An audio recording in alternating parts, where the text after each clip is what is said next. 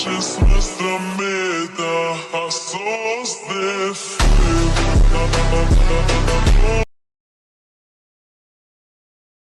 Welcome back, y'all. This is your boy King Blitz here. Today we got another video. This video is called "The Black Teacher Says What Others Won't About Her Community," which is when she say her community, she's talking about the black community. But this video is not actually. This is not my video. This is about a Harsh Twins. We're gonna check them out, see what they're gonna say, and we're gonna go from there. High school teacher explains to everyone what's wrong with the black community. This is good. Check this out. I'm a high school algebra teacher in the largest public school district in the state of Tennessee, which also comes with it being the most disenfranchised and impoverished districts in Tennessee, primarily because majority of our student population are black people. And today I am here to talk about the epidemic, quote unquote, of the YN. And I'm here to talk about it from a teacher's perspective because I can see it, I'm seeing it from the ground and how it's developing, and I can tell kind of where it's going, if that makes sense. Most of the time when you hear people talk about just where black people are as a community in today's time, especially the young people, you hear a lot of it being blamed on the parenting. And the parenting goes back a lot further than I think some people are cognizantly. You know, I just did a video about my city of Memphis, you guys. You guys should check that out. I'm having the link down in the description for you guys. But what she's about to say, and I know what she's going to say because I'm thinking it too. The community of black people sucks. It is horrible. But she's gonna say it better. I'm just thinking about the parenting goes back to, especially in the black community, we're going back to Reaganomics, right? When you have multiple generations of people not being present due to drug abuse, due to mass incarceration, due to the perpetuation of like the welfare state, all of these things, right? They create this kind of like dependency in this environment, and that is kind of what we're seeing the effects of trickled all the way down. I know these things happened 30 plus 40 years ago, but I think now we're starting to see the effects. So with the parenting explicitly, right? She's kind of going back to when Reagan was in office. I think they intentionally put a lot of drugs and stuff in the black neighborhood. That don't mean you gotta smoke it or snort it. Yeah, that what she's saying is true. They did put drugs, especially in my area. Memphis, Tennessee is one of the cities they got hit by really, really hard. It's showing the effects now, like really bad. But yeah, I know what she's gonna say. Like a lot black parenting, like black families are not in their children's lives and not watching their kids. This generation these days, children are being raised by social media, like TikTok, Twitter, YouTube, Facebook, Instagram. These are the 5 things that are destroying people's children while they're growing up being so crime and violent. Even if they got mama and daddy in their life, hell, even if they got a single mom, it's just much worse than if they got a single mom or a single daddy because they're not watching them and paying attention to them what they're watching or what they're doing. So that then they wonder why their child go up and go out and kill somebody and rob somebody. Yeah. Right? Yeah. But a lot of black people like to blame that on I forget the whole structure behind that, if the CIA was involved or whatever. But as the black community, they like to find excuses and hold on to the excuse. Yeah. I mean, I don't take drugs, and it never bothered me because I hold myself accountable. Yeah. Even if the CIA did drop like thousands of pounds of crack and guns, that don't mean I have to pick up that gun and shoot somebody and then snort that crack.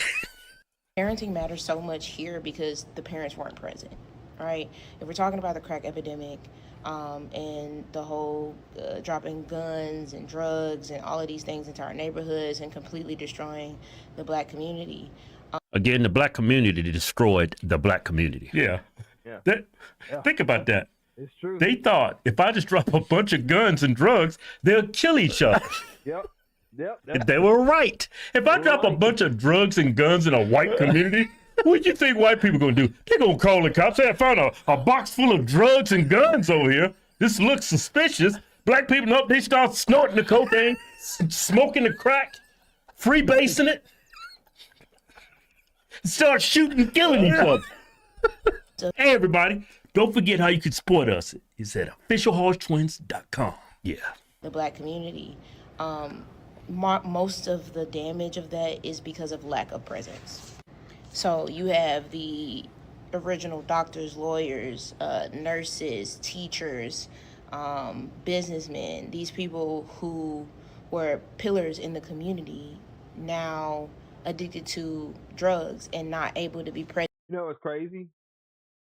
Doctors and lawyers are. My lawyer that I had got, like, I want to say 8 years. No, that was 6 years. No, that was 8 years ago. I was 22 when I first got my first federal, so-called federal traffic stop ticket. And I wasn't doing it. It was a car I picked up from my mom. I was dropping it off because her friend. But what I didn't know is the tags on the car were fake. So they took me to jail. Whatever. I got it off my work. My lawyer was doing crack. He probably to this day still does crack. Take that with a grain of salt. Isn't for said community. Yeah, because of Ronald Reagan and the CIA dropping drugs. The doctors, the lawyers, the pillars of community. It's like, ooh, I'm going to snoop this. Yeah, I'm going to go rob that liquor store down the street. I just found this gun here. So when they should have been in the households or in the neighborhoods, helping to raise children, helping to show up for children, helping, like, making sure they're going to school, making sure there's somebody that the kids are always taken care of. You have a lot of children who ended up raising themselves or were being raised by their grandparents, which happened to be the boomers at the time. And when you, hey man, I just finished law school. I found a box of guns and drugs. Screw that stuff. Yeah. I'm gonna go rob and kill people, and I'm gonna freebase this crack over here. I took the LSAT, scored a 160, went through Princeton. Yeah, I'm a lawyer. Went to University of Memphis, got my bachelor's degree. Let me go get some of this crack and meth and go get fucked up with my homies and girls, and we're gonna go rob and shoot people. That's really what happened. No, I'm a doctor, I'm a heart surgeon. You know, I'm gonna give this up. I'm gonna snort this crack. You snort crack? Well, whatever. You smoke crack. Yeah. You can't snort no big crack rock. Yeah. talk about being raised by boomers or grandparents, now we're talking about permissive parenting, because realistically, a grandparent cannot show up in the same ways that your parent can, because of different restrictions, whether it be mobility, age, job, all of that, right? There's a reason. So now we have a bunch of teens, children with no authority and nobody to hold them accountable presently because of different restrictions.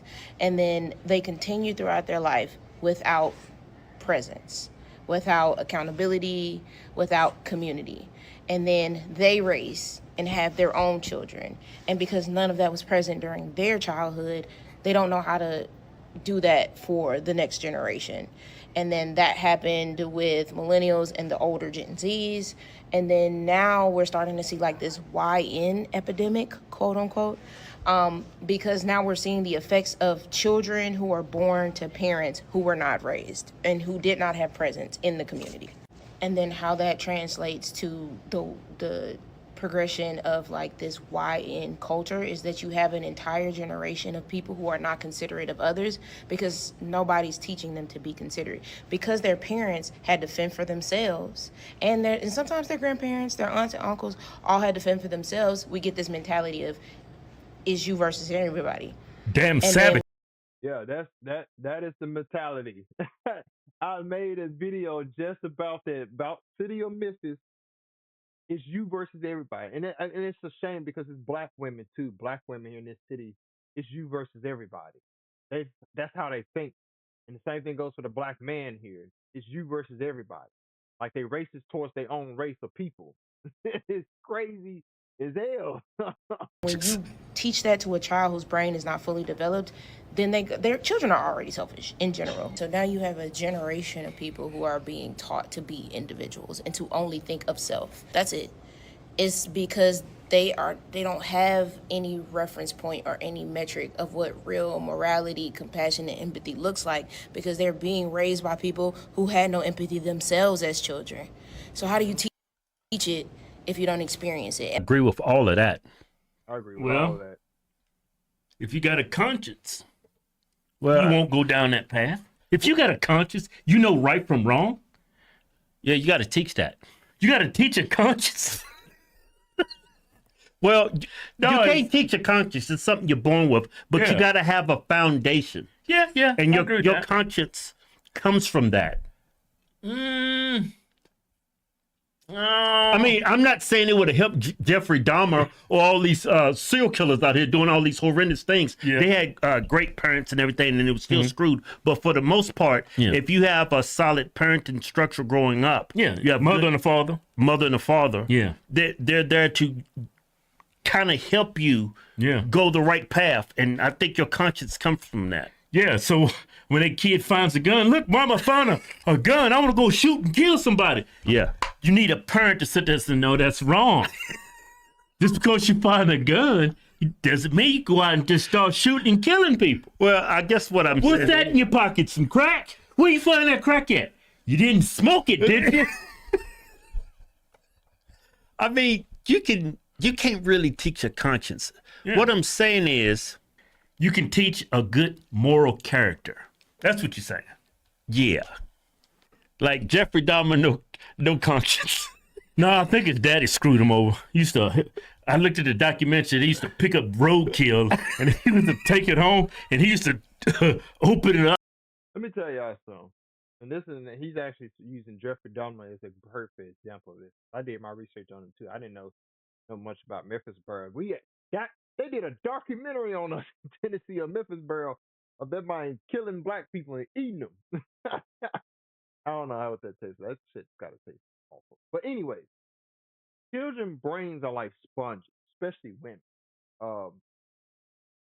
Somewhere around the age of 9 and 10, people spoil their children, or parents swear, curse, say things they shouldn't be saying around their kids. When I was growing up, my mom was my mom and dad. May not have my father in my life, but my uncle, my cousin stepped in my life, and they were my father figures. They were my dad. Whatever my mom didn't do, they would do. I would get my ass beat by both of them. I couldn't fight two grown men as a kid. I was like, well, to get my ass beat. I knew it was coming. But when my mom would do stuff, when she was mad and upset, she would send me outside. She would say, stay in the child place, go outside and play. Or go in my room and play the game, close the door, put my headphones on, and play the game. And that's what I did. I wasn't in her business, or I heard her curse. I got cursing for being around my friends and shit. They were cursing. But never thought in my mind to ever in my life go out and harm somebody or do something to them. I never said I want to go do some crack, some cocaine. Let me fit in with these guys. They feel like they have fun. No, they look stupid. And then all my friends from high school are either dead or in jail. So that should tell you something. Up in it. I guess it turned him to a sick person. Yeah, that's right, right? You can't do that to a kid. Go pick up roadkill and take it home, and he's all digging on his guts all day. How you think your kid's gonna turn out? He's gonna grow up and be gay, and he's gonna sleep with black people and kill them. Yeah. Just like Jeffrey Dahmer did. He's gonna chop up those black people like he did the roadkill. Yeah, But not only do you need both parents in the household, but you need good parents. yeah, but that's the thing she touched on at the end that I agree with. Yeah. Like this generation of kids are being raised by people who did not have good parenting. Yeah. So they don't have any empathy. Yeah, They're all right. individuals. They're selfish. And what And I just want to say this too. Back in the day, because they light on it now. Back in the day, if a parent could not raise a child in 2000, what was it, 2005, 2004? This is when children abduction, children were going missing, whatever, right? They would take your child away. Child abuse. You wasn't fit for mom and daddy. You wasn't fit to raise that child. They would take your child away. They'll show up. Hey, come with us. They can't raise you. Or back in the day, or even if the government didn't take your child away, it'll be a family member that would take your child away, like an auntie, or grandma, or uncle. They'd be like, y'all can't raise that child. He comes with me. Y'all got too much stuff going on. I'm gonna raise him or raise her. You can't raise her. Y'all still got your head in the gut. like what's that that one saying they say about the black community? Offended by everything, ashamed of nothing. Yeah, that's where that comes from. Yeah, pretty much. Long story short, savages raising savages. That's a good one. I'm gonna use that one. Savages raising savages. You should have just said that. That takes 5 seconds. Savages raising savages.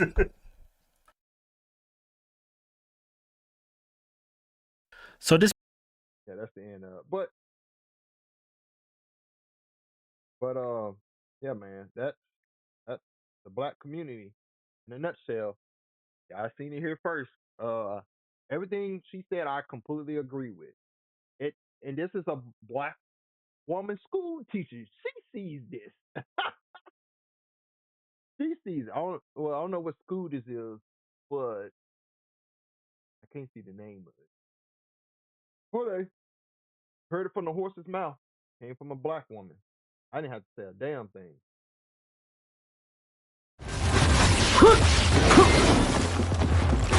Sit!